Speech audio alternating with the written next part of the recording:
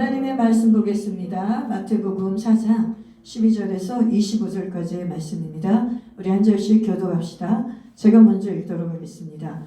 예수께서 요한이 잡혔음을 들으시고 갈릴리로 물러가셨다가 나사렛을 떠나 스불론과 납달리 지경에 있는 가버나움에 가서 사시니 이는 선지자 이사야를 통하여 하신 말씀을 이루려 하심이라. 일러스되 스불론 땅과 납달리 땅과 요단강 저편 해변길과 이방의 갈릴리여 흑암에 앉은 백성이 큰 빛을 보았고 사망의 땅과 그늘에 앉은 자들에게 빛이 비치었도다 하였느니라.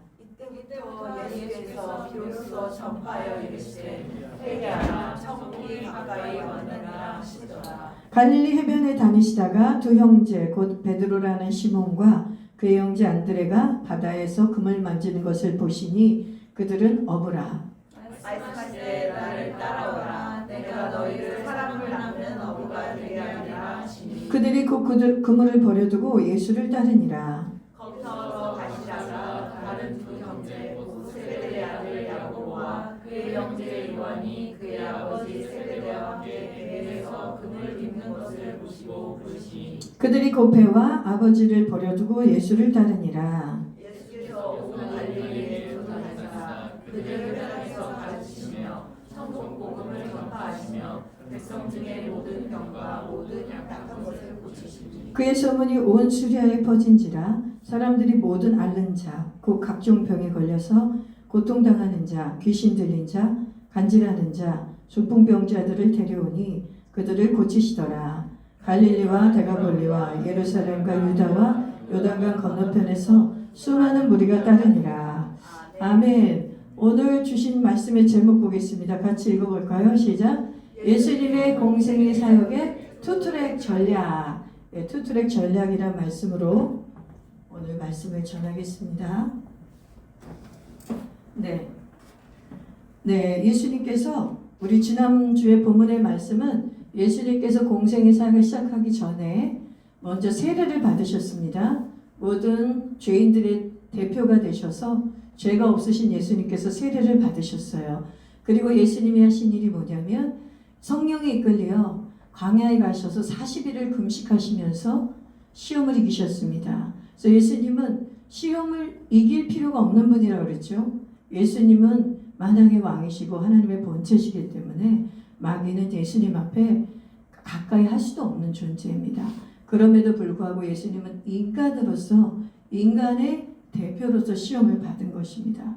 그래서 우리 인간이 죄와 유혹에서 넘어져서 지은 그 죄, 그 유혹을 이제는 둘째 아담 예수 그리스도가 오셔서 어떻게 하면 너희들이 죄를 지었지만 내가 너희를 구원하고 나서 너희가 하나님의 자녀가 되었을 때 어떻게 하면 죄와 유혹을 이길지를 친히 가르쳐 주셨던 것입니다. 그래서 예수님이 광야의 시험에서 오직 말씀으로 기록된 말씀으로 하나님이 주신 말씀의 법으로만 승리한 것을 보게 되었습니다. 그리고 예수님은 이제 퍼블릭 미니스트리 공적인 사역을 시작하셨습니다. 예수님이 이 일을 하시기 전에는 다 예수님의 사생애라고 얘기합니다. 예수님의 사적인 생애. 예수님이 그냥 인간으로 오셔서 예수님도 하나님의 그냥 자녀처럼 하나님의 아들로 사적인 삶을 사신 거예요. 그래서 사적인 삶의 가족도 있었죠. 아버지는 요셉이고 어머니는 마리아고 또 예수님의 형제들과 누이들이 있었습니다. 남동생들과 여동생들이 있었고 그리고 예수님은 자신의 육신의 아버지 요셉의 직업을 이어받아서 목수의 일을 하시는 그냥 정말 평범한 나사렛 깡촌, 지금으로 따지면 저 강원도 골짜골짜 충청도 골짜골짜 깡촌에서 진짜 이름도 없이 빛도 없이 사는 촌부처럼 시골의 한 청년처럼 그렇게 나사렛이라는 동네에 살았어요. 그런데 이제 예수님께서 드디어 하나님의 때가 되어서 예수님이 오신 목적을 이루어야 되지 않겠습니까? 그래서 예수님이 오신 진짜 목적은 우리 죄인들을 구원하기 위해서 어린 양으로 십자가에서 희생제물이 되시고 죽으시고 부활하심으로 구원자의 사역을 하시는 것이지만 그 전에 예수님은 3년 반 동안 하셔야 될 일이 있었습니다. 그게 바로 공적인 사역, 공생애라고 하는 거예요. 그런데 이 공생애를 시작하셨을 때 예수님께서 어디에서 이 일을 시작하셨냐면 오늘 본문에 보니까 예수님이 이렇게 말씀하십니다. 나사렛, 그 깡촌인 나사렛 동네를 떠나 조금 더 넓은 동네로 갑니다. 그것이 어디냐면 가버나움입니다. 근데 가버나움이 어디에 속해 있는 도시였냐면 스불론과 납달리 땅에 속해 있는 도시였어요. 이 가버나움은 무역의 중심지였고 그 갈릴리 지역에서 스불론 납달리 땅에서 가장 중심되는 도시였습니다. 그래서 예수님은 그곳에서 근거지를 삼으시고 이제 유대에서 내려와 예루살렘 사역을 하실 때도 있었지만 첫 사역은 어디서 시작하셨냐면 이 갈릴리에서 예수님이 시작을 하셨어요. 그래서 오늘 마태가 뭐라고 예언자의 말을 빌려서 이사야서 9장 1절 2절의 말씀을 빌려서 이렇게 말해줍니다. 스불론과 납달리 땅아 요단강 저편 해변길과 이방의 갈릴리여 흑암에 앉은 백성이 큰 빛을 보았고 사망의 땅과 그늘에 앉은 자들에게 빛이 비쳤도다. 이 말씀을 이렇게 예언의 말씀을 빌어서 그 말씀이 성취되었다고 얘기해요. 이사야서에서 이 말씀이 그대로 나와 있거든요. 이사야서는 약간 버전이 다르게 나왔는데 이렇게 나와 있어요. 전에 고통받던 자들에게 흑암이 없으리로다. 예적에 여호와께서 스불론 땅과 납달리 땅을 멸시했지만 이제 영화롭게 했다. 그래서 그곳에 큰 빛이 임했다고 예수님이 오심을 이사야가 예언을 했거든요. 여러분 왜 이사야서에서 스불론과 납달리 땅과 갈릴리 땅을 멸시받은 땅이요 흑암의 땅이라고 얘기했냐면 유대 나라 중에서 이곳은 아주 천시받던 땅이에요. 스불론과 납달리 갈릴리 지역은 이방 나라들과 이방 족속들과 접경을 하고 있어요. 그래서 항상 침략을 당하면 그곳은 침략을 당했고 짓밟혔고 그리고 또 이방 민족들도 많이 섞였어요. 그러니까 사람들 생각에 이 예루살렘 중심의 사람들은 그쪽 변방의 사람들을 굉장히 무시했죠. 멸시하는 마음과 무시하는 마음이 있었어요. 알아주지 않은 거예요. 그러니까 예수님이 공생의 사역을 시작해도 나사렛에서 무슨 선한 것이 날 수 있는가? 나사렛에서 위대한 선지자는 날 수가 없다. 이렇게 반박들을 했던 것이죠. 그 기득권자들이 그 서기관들과 율법사들과 바리새인들이 그렇게 예수님을 무시하고 멸시했습니다. 그런데 성경은 뭐라 그러냐면 아니라는 거예요. 그 가장 흑암이 있었던 땅, 가장 멸시를 받은 그 땅에 큰 빛이 임했다는 거예요. 아멘. 구원자 예수 그리스도께서 오셔서 예루살렘에서 먼저 사역을 하신 게 아니라 그 유대 백성들이 무시하는 이방의 갈릴리에서 스불론과 납달리 땅에서 그 땅에서 예수님이 공적인 사역을 먼저 시작하셨다는 거예요. 여러분 이 납달리와 이방의 갈릴리와 스불론 땅은 무엇을 상징하는지 아십니까? 무엇이냐면 바로 예수 믿지 않은 우리 인생을 상징하는 겁니다. 큰 빛이 임하지 않으면 그 땅은 어떤 땅으로 여겨질까요? 멸시받는 땅이요 흑암의 땅으로 여겨지고 있는 것입니다. 그런데 이제 스불론 땅아 납달리 땅아 갈릴리여 너희들은 이제 큰 빛을 영접하게 되었다. 너희들이 큰 빛을 보게 되었다. 아무도 너희 땅을 이제 멸시하지 못할 것이다. 이렇게 성경 얘기하고 있는 것입니다. 오늘 제가 기도하면서 하나님이 굉장히 예언적인 선포를 많이 하게 해주셨어요.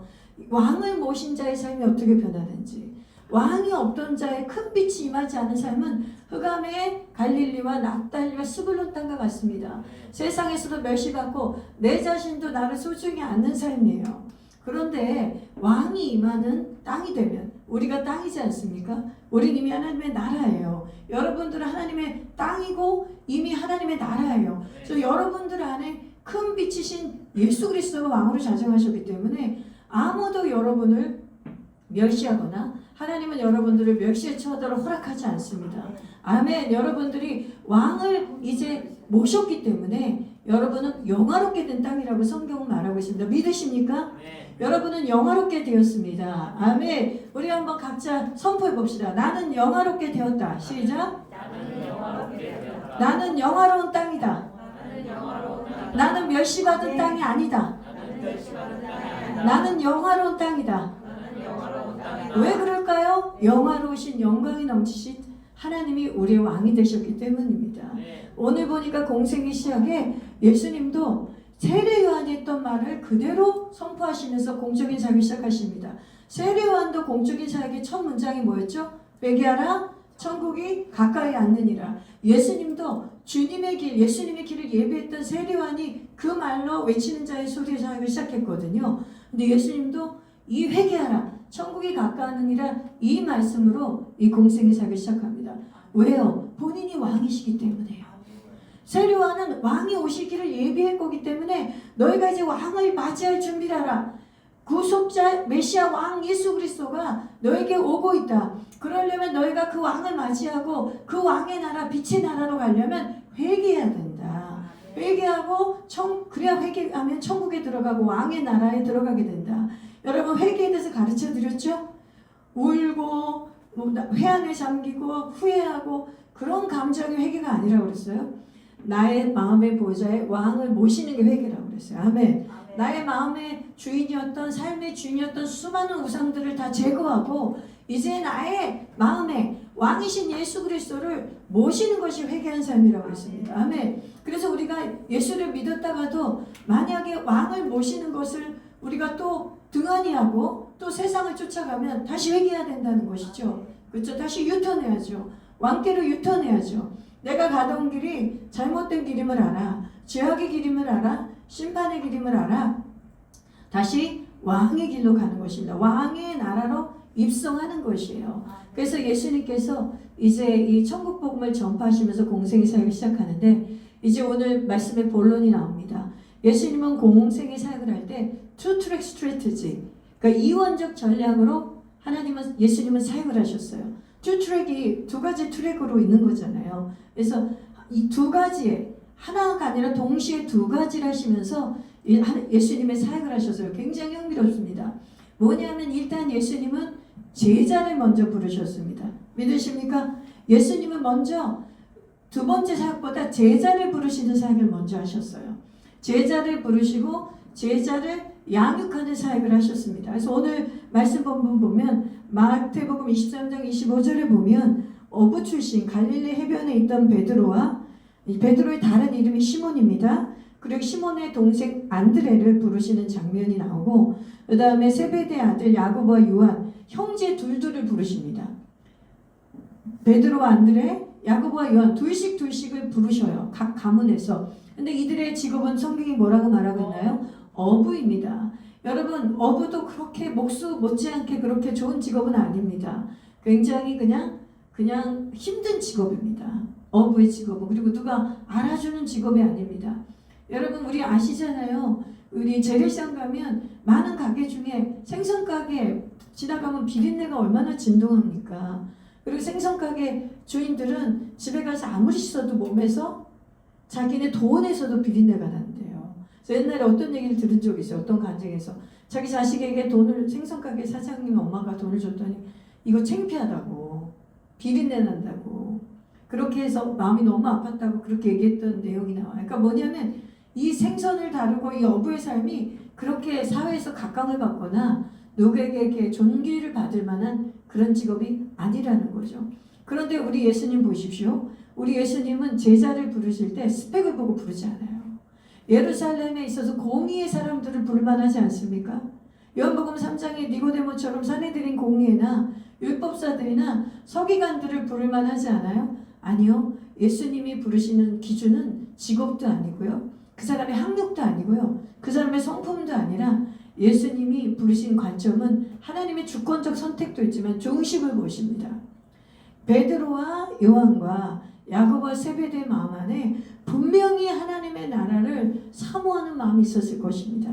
성경에는 그 내용이 구체적으로 나와 있지 않지만 하나님의 나라를 갈망하고 메시아를 갈망하고 오실 메시아를 기다렸던 사람들인 거예요.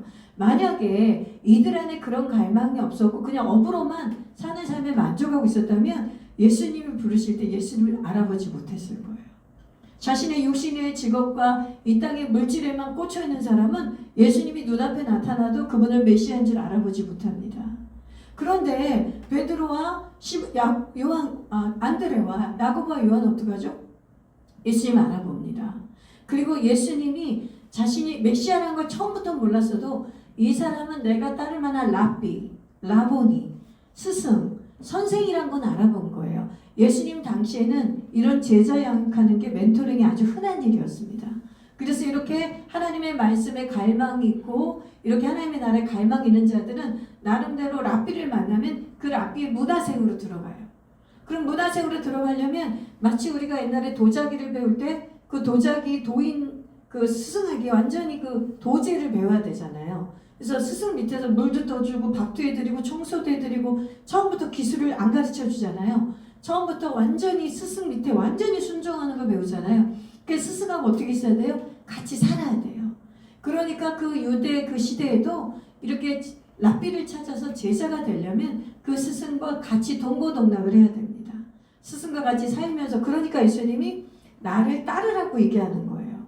왜냐하면 그냥 어떤 학교처럼 어부 생활을 하다가 그 예수님 학교 가버나움 학교에 가서 말씀만 몇 번 듣고 이렇게 해서 될 일이 아닌 거예요. 근데 이들은 처음부터 예수님의 메시아인 거를 다 몰랐다 할지라도 근데 안드레는 확실히 알았습니다. 안드레는 요한복음 1장에 보면 메시아를 만났다고 베드로를 데리고 갑니다. 그래서 우리가 기다리던 메시아를 만났다고 그 형에게 소개하는 장면이 있어요. 예수님을 메시아로 알아보고 랍비로 알아보고 이들이 예수님을 따릅니다. 그래서 예수님은 공생의 시작에 어떤 이제 삼중사역을 여러분들에게 말씀할 텐데 삼중사역보다 제일 먼저 투트랙 그 전략에서 첫 번째가 뭐냐면 제자 삼는 것입니다. 그래서 제자를 삼아서 당신 혼자 일하지 않으십니다.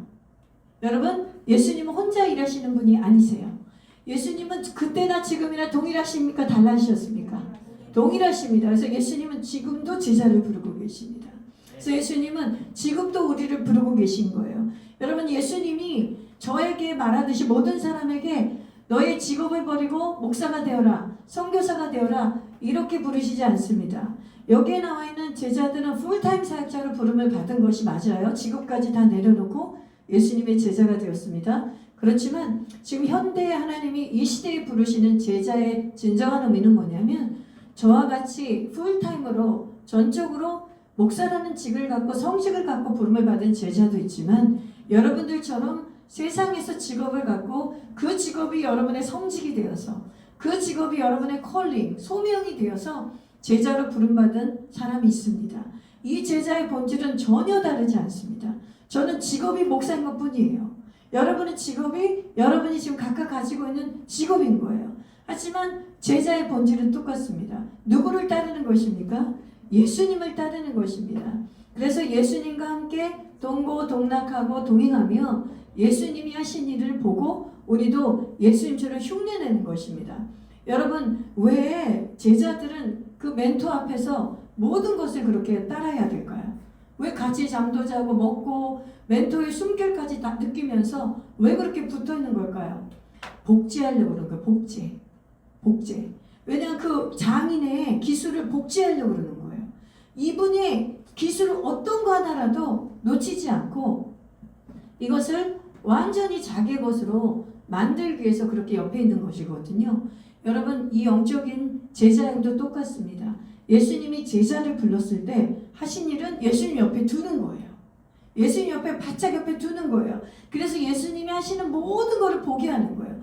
예수님은 기도를 어떻게 하시는지, 예수님은 말씀 묵상을 어떻게 하시는지, 예수님은 사람들을 어떻게 대하는지, 예수님은 그 죄인과 세리들을 창녀들을 어떻게 품으시고 사랑하시는지, 예수님은 아픈 자들을 향해서 어떻게 사역하시는지, 예수님은 하나님 나라 일을 하실 때 예수님의 삶을 그냥 보는 거예요.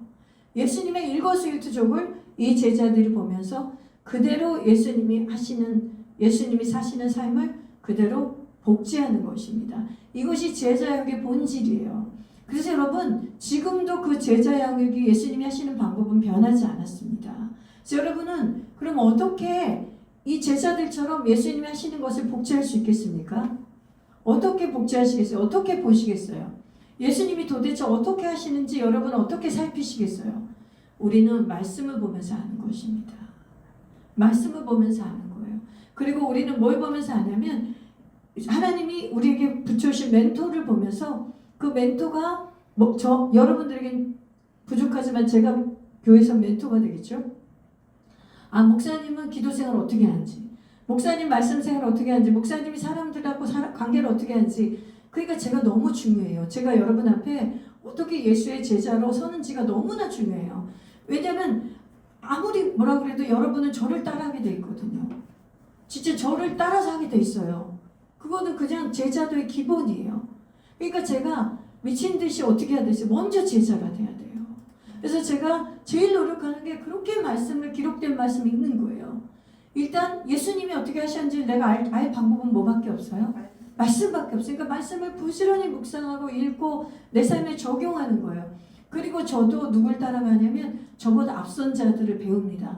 저는 진짜 배워요. 여러분 이건 진심이에요. 저보다 한 발자국만 앞섰어도 저는 그 사람에게 무조건 복종합니다. 순종해요. 그 사람이 죄를 짓거나 이상한 걸 요구하지 않는 이상 그 사람들이 이끄는 말씀의 양육이나 어떤 멘토링을 달게 받습니다. 예라고 받아요. 예라고. 왜냐하면 뭘 믿냐면 예수님이 보이지 않으시기 때문에 보이지 않는 예수님께서 나를 멘토링 해주시려고 저분을 내 삶에 잠깐 붙였구나. 저 사람을 내 삶에 잠깐 보내셨구나. 저걸 믿는 거예요. 그러니까 아무한테나 그런다는 게 아니에요. 제자의 삶이 있으신 분. 내가 봐도 저분의 삶은 굉장히 성경적이야. 저분의 삶은 정말 성경적으로 사셔. 그러면 고기가 수그려져요. 제가 그런 분들 인생에서 너무 많이 만났는데 제가 여러분에게 여러 번 언급했죠. 독일의 마리아 자매, 호주에 있는 마리아 자매들을 보고 살아있는 제자들을 보았고 또 최근에 가장 보았던 분들은 우리 김정필 목사님 오셔서 사귀신 그 김정필 목사님 보시면서 21세기에 걸어다니는 제자가 사도급의 제자가 저런 분이구나. 또 상기도에 우리 목사님들 보시면서 기도하신 분들 보면서 이게 제자구나. 그래서 제 주변에 제가 배울 만한 그런 분들에게 그 제자의 제자의 삶을 배웁니다. 여러분도 똑같이 하시면 돼요. 여러분도 어떻게 하시면 됩니까? 일단 예수님의 삶을 정확하게 알아야 돼요. 여러분 아직 감정이 못 따라줘도 바른 지식을 하는 게 굉장히 중요합니다. 우리가 제자의 삶을 아직 못 살아도 성경을 매일 읽고 묵상하는 왜 이렇게 중요하냐면 왜 이렇게 중요하냐면 바른 지식이 들어가요. 성경을 읽으면서 예수님은 이렇게 사셨네. 나는 비록 그렇게 못 살아도 예수님은 이렇게 하셨네. 예수님은 이럴 때 이렇게 하셨네. 이럴 때 성경은 이렇게 얘기하라고 그러네. 성경은 이렇게 말씀하네. 이러면서 제자의 양육을 이 말씀을 통해서 계속 받는 거예요. 그래서 여러분 말씀을 사모하잖아요. 그러면 성령이 직접 양육을 해줘요. 여러분 안에서. 요한일서 2장 27절에 여러분 안에 기름 부음이 다 있다고 그랬어요. 그래서 여러분이 말씀을 사모하면 여러분 안에는 기름 부음이 가르쳐요. 다시 말하면 성령이 가르친다는 거예요. 성령이 기름 부음이 여러분을 가르쳐요. 근데 아무나 가르치는 거 아닙니다. 사모하는 자. 이 말씀을 읽으면서 하나님 저 제자가 되고 싶어요. 하나님 저는 기적만 쫓아다니는 떡만 따라다니는 떡만 먹고 다니는 병만 고침을 받길 원하는 그 수많은 무리 중에 있기를 저는 원치 않습니다. 저는 주님의 이너서클 그 12제자 안에 적어도 70인 제자 안에 들고 싶어요. 12제자는 감히 순교를 하니까 다 부담스러워요. 12제자가 다 순교 있잖아요. 사도 요한만 빼놓고 그러니까 12제자 안에는 다 들어가려고 안 하더라고요. 70인 제자 안에라도 나는 들어가고 싶다. 이런 열망이 저와 여러분에게 있기를 바랍니다. 아멘. 여러분은 무리가 되지 마시길 바라요. 그 예수님의 기적만 쫓아다니는 그 군중이 되시지 않길 바라요.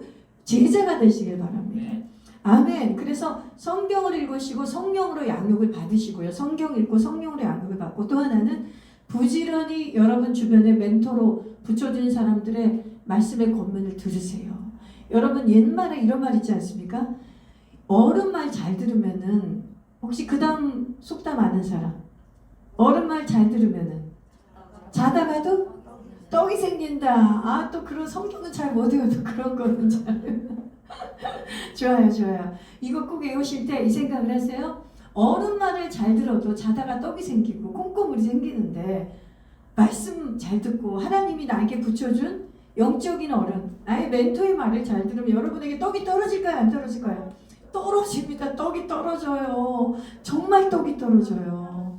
떡이 떨어져요. 그래서 여러분이 이 갈등의 상황에서 정말 순종을 하세요. 뭐냐면 여러분이 육이 있기 때문에 우리가 죄가 있기 때문에 어떨 때는 목사나 나보다 앞서간 영적으로 앞서간 주님의 제자가 권면했을 때 딱 저항이 될 때가 있어요. 싫어. 왜 저렇게 말하지? 나도 다 믿음이 있는데 내가 기도해보고 할 건데 그러면서 막 저항이 올 때가 있어요. 올 수 있죠. 그러나 여러분 정말 그걸 기억하세요. 혹시 내가 하나님이 나한테 얘기해 줬는데 나는 못 깨닫고 있으니까 하나님이 저분을 통해서 말해줬을 수도 있어. 그리고 당장 그 사람한테 순종을 못해도, 그분한테 순종을 못해도 일단 기도를 해보세요. 진짜로 기도를 해보세요. 그래서 그분한테도 당장 동의가 안 되면 말씀해 주셔서 고맙습니다. 기도해 보겠습니다. 그렇게 얘기하고 말만 그러지 말고 정말 기도를 해보세요. 정말 기도를 해보고 그 다음에 하나님, 저분이 저에게 건면해 주는 게 하나님 뜻이면 말씀으로 저에게 깨닫게 해서 얘기하세요. 저 사람이 말씀 밖에서 얘기하면 들을 필요 없죠. 나보다 아무리 앞서간 것 같아도 말씀 밖에 이상한 거를 계시를 받았네, 꿈을 꿨네, 환상을 받네 이러면서 나한테 이상한 거를 요구하면 여러분 듣지 마십시오. 그런데 그분이 나에게 뭔가 건면해 줬는데 탐탁진 않지만 기도해보고 하나님, 이것이 성경적입니까? 꼭 물으시길 바랍니다. 하나님, 이것이 성경적이에요? 저분의 가르침이 성경적입니까? 성경적이면 순종하세요. 그리고 기도해보세요. 제일 중요한 건 기도하면서 성경적인 걸 물어봐야 돼요. 기도해봐서 여러분의 느낌을 쫓아가는 게 아니라 성경적인 걸 물어보세요. 그러면 정확합니다. 그러면 그것에 여러분 순종했을 때 여러분 어떻게 되면 업그레이드가 됩니다. 여러분 업그레이드가 뭔지 아시죠? 한 단계가 올라간다는 거예요. 제자 양육에는 단계가 있어요. 한 번에 이 12제자들도 이렇게 물고기 잡는 거 다 내려놓고 예수님 따랐다고 사도급의 제자가 된 게 아니에요. 이들이 얼마나 엉망이었는데요. 엉망진창이었잖아요. 무지하고 그렇게 말씀을 들어도 깨닫지 못하고 예수님이 십자가에 돌아가실 때는 다 도망갔잖아요. 우리랑 너무나 똑같은 연약한 인간일 뿐입니다. 그러나 이들이 예수님에게 먼저 제자함을 받고 예수님이 죽으시고 부활하신 다음에는 성령이 오셔서 그들에게 성령이 오셔서 말씀으로 그들을 제자함으로 마무리하셨을 때 그들이 제자로 완성되었습니다. 여러분, 우리가 첫 번째 예수 믿고 바로 제자가 제자의 삶을 살 수 없는 게 너무나 당연해요. 그러나 오늘 예수님이 하신 첫 번째 가장 중요한 사역, 공생의 첫 번째 사역, 이 제자 양육의 사역이 있었다는 걸 기억하시고 여러분도 제자로 부름받음을 아시고 그 제자의 삶을 사시길 바랍니다. 제일 중요한 걸 먼저 하지 않겠어요? 예수님이 첫 사역인데 그게 제자 양육인 거예요. 자기와 똑같은 복제된 제자, 또 다른 예수를 만들어서 예수님은 이제 부활하시고 승천하셔서 천국으로 가셨지만 이제 남은 지상에 이 제자들에게 이 교회를 세우도록 맡겨놓으셨단 말이에요. 그래서 하나님은 절대 혼자 일하시지 않습니다. 우리 교회도 마찬가지입니다. 하나님은 혼자 절대 일하지 않아요. 우리가 아무리 연약해도 우리가 움직이는 만큼, 우리가 성장하는 만큼, 우리가 제자가 되는 만큼 하나님이 우리 교회에서 큰 역사가 일어날 줄 믿습니다. 여러분, 두 번째 예수님의 투트랙 스트레티지, 두 번째 이언적 전략 중에 두 번째가 뭐냐면 예수님은 삼중사역을 하셨다는 거예요. 오늘 마태복음 23장 25절에 보면 예수님께서 이제 갈릴리를 두루 다니시면서 갈릴리가 큰 지방이니까 예를 들어 전라도 지방이라고 보세요. 그럼 전라도에 수많은 도시가 있었을 거 아니에요. 그런 것처럼 갈릴리가 가장 큰 지방이고 그 안에 스불론과 납달리 땅이 있고 그 가운데 가버나움이나 베세다나 이런 도시가 있었던 거예요. 이해하시죠? 그래서 예수님이 온 마을과 도시를 돌아다니면서 세 가지 사역을 하셨어요. 예수님의 삼중사역 따라해 봅시다. 첫 번째 예수님이 하신 사역, 천국 복음을 전파하셨다. 예, 두 번째 하나님의 말씀을 가르치셨다. 예, 세 번째 치유와 축사 사역을 하셨다. 치유와 축사 사역. 예, 예수님의 사역은 이 세 가지가 답니다. 다른 거 없어요. 이 세 가지로 함축됩니다. 이 말씀이 오늘 마태복음 4장 23절에도 있지만 마태복음 9장 35절에도 똑같이 나와 있어요. 예수님이 하신 세 가지 사역. 일단 회개하라 천국이 가까웠느니라 말씀하시면서 천국이 있다는 걸 알리셨겠죠. 너희가 메시아인 나를 믿으면 이 복음을 받아들이면 천국에 들어간다. 왕의 자녀가 된다. 이 천국 복음을 전파하셨고 두 번째는 어떻게 하면 말씀대로 사는지를 가르치신 거예요. 그러니까 말씀 자체가 오셔서 말씀을 가르치신 거예요. 여러분, 예수님은 말씀 그 자체시거든요. 근데 그 말씀 그 자체가 오셔서 기록된 말씀을 설명해 주시는 거예요. 얼마나 놀랍습니까? 요한복음 1장 1절에 보면 태초에 말씀이 계셨다. 그 말씀은 하나님과 함께 계셨다. 그 말씀은 하나님이셨다. 근데 그 말씀이 육신이 되어 이 땅 가운데 오셨다. 그분이 뭐라고요? 예수 그리스도시잖아요. 태초부터 창조자 하나님과 함께 말씀으로 세상을 창조하신 분이 예수님이신데 그 말씀 그 자체이신 예수님께서 이 땅에 오셔서 말씀을 풀어주신 거예요. 그러니 여러분 그때 그 시대 사람도 얼마나 영광스러운 삶입니까? 말씀 그 자체가 오셔서 이 지상에 오셔서 말씀을 풀어주신 거예요. 그런 말씀 가르치는 사역을 하셨고 그 다음에 천국이 임했다는 증거로 나타나는 게 뭐냐면 치유와 축사가 일어나는 겁니다. 여러분 인간이 죄를 짓고 나서 질병과 저주에 갇히게 됐어요. 그렇죠? 그 다음에 인간이 죄를 짓고 나서 지옥의 심판을 받게 됐어요. 귀신들에게 종노릇하게 됐어요. 마귀에게. 그러니까 왕이 오신 증거가 뭐예요? 그것들 다 쫓아내주는 거예요. 여러분 이 원리가 너무나 간단해요. 이전에는 흑암의 땅에 살았잖아요. 그러니까 마귀의 종노릇 됐고 질병과 저주와 죄 가운데 살았잖아요. 근데 왕이 오셨잖아요. 이제 왕의 나라에 들어왔잖아요. 그 증거로 하나님이 이들 가운데 있는 마귀를 쫓아내 주시는 거예요. 믿으십니까? 여러분 믿으십니까? 아멘. 믿으십니까? 아멘. 예, 아멘으로 화답해 주세요. 이거 믿으셔야 합니다. 주님이 왕으로 오신 증거로 치유와 축사가 일어난 걸 믿으십니까? 아니 왜 아멘을 안 하세요? 다들? 아니 다 안 하셔가지고 다시 한번 아멘 하세요. 아멘. 아멘 아멘. 왜냐면 이건 아멘하는 게 너무 중요해요. 여러분이 왕의 나라에 오셨을 때 여러분에게도 일어나는 게 뭐냐면 이 치유와 축사이기 때문이에요. 왕의 나라에 온 증거예요. 이 치유와 축사가. 여러분이 이것이 정말 실제가 되길 바랍니다.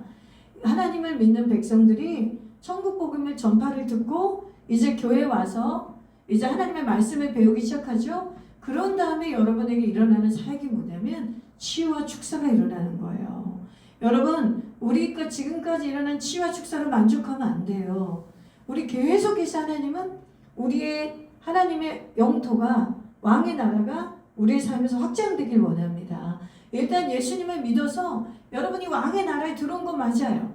왕의 자녀가 된 건 맞아요. 그러나 이 지상에 살면서 우린 여전히 죄와 그 죄성을 가지고 살잖아요. 그래서 원수 마귀는 끊임없이 우리를 다시 흑암의 삶의 습관으로 죄악된 습관으로 우리를 얼마든지 유혹할 수 있거든요.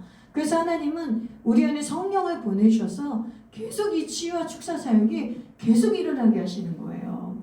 그래서 예수님이 하신 이 삼중 사역은 이제 예수를 믿게 된 우리들이 계속 해야 되는 사역입니다. 믿으시길 바래요. 여러분들이 이 사역을 먼저 받으셔야 되고 여러분들이 이 사역을 하셔야 돼요. 예수님과 똑같은 일을 하는 게 제자라고 그랬죠. 예수님과 똑같이 복제가 돼서 예수님과 같은 일을 하는 게 제자잖아요. 그 제자의 삶으로 살 때 해야 되는 일이 예수님이 하신 이 삼중 사역을 하는 거예요. 여러분 정말 이 사역을 하는 이 삼중 사역을 하는 예수 공동체 되기를 너무나 소원합니다. 저만 이 사역을 하지 않길 원해요. 여러분이 천국 복음을 전파하고 왕에게 데려오세요. 여러분의 동료들을, 친구들을, 친지들을 왕에게 데려오는 게 천국 복음을 전파하는 거예요. 하나님이 계시다, 살아계시다. 그분이 우리의 삶의 왕이 되어주신다. 그분은 구원자시다. 그리고 일단 데려와요. 그러면 교회 데려오면 이곳에서 티칭이 시작되는 거예요. 가르침이. 그럼 여러분이 따로따로 그 전도에 온 사람을 1대1로 제자교육을 할 수도 있지만 교회에 오면 목사가 가르쳐주잖아요. 목사가 말씀을 가르쳐주잖아요. 그리고 교회에 와서 우리가 같이 이 치유와 축사 사역을 같이 하는 거예요. 우리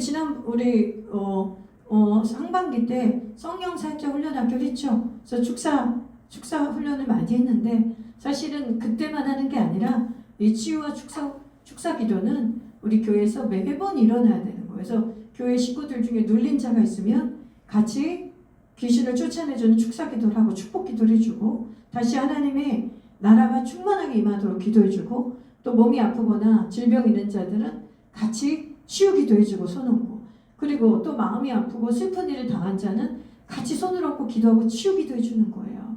여러분 이건 너무나 자연스러운 일이고 너무나 당연한 일이에요. 이것이 예수님이 공생의 사역에 하신 가장 주된 두 사역이에요. 그래서 교회에서 가장 일어나야 될 주된 두 사역은 바로 이거예요. 아시겠죠? 먼저 제자 삼는 일, 제자 양육이 일어나는 일과 또 하나는 이렇게 예수님이 하신 공생의 사역을 교회에서 하는 것이 교회의 본질적인 사역입니다. 그래서 말씀 마무리하겠습니다.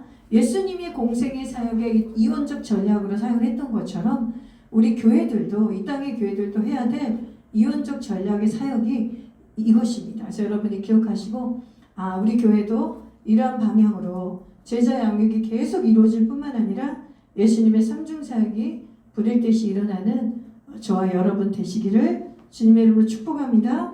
아멘.